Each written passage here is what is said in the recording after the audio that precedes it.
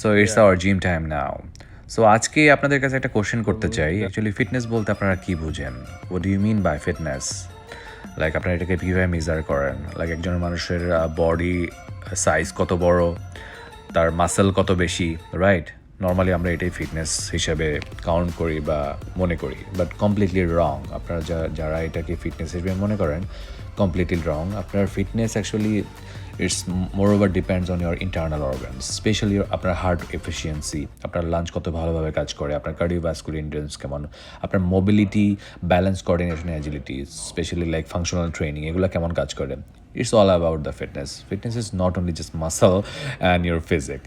So হ্যাঁ, অবশ্যই resistant ট্রেনিংয়ের মাধ্যমে মাসল ডেভেলপমেন্ট করা এটা অবশ্যই ভালো একটা দিক, যার জন্য আপনার মাসল স্ট্রেংথ বাড়বে, বোন ডেন্সিটি, মেটাবলিজম সবই বাড়বে, রাইট?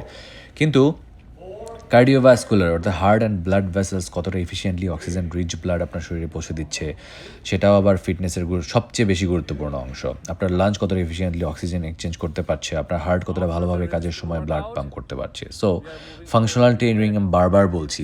সো আপনার দেখবেন যারা ফুটবল খেলেন এবং কি যারা বড় মাসেল যাদের আছে, টোটালি ডিফারেন্ট, তাদের ফিটনেস লেভেলই ডিফারেন্ট।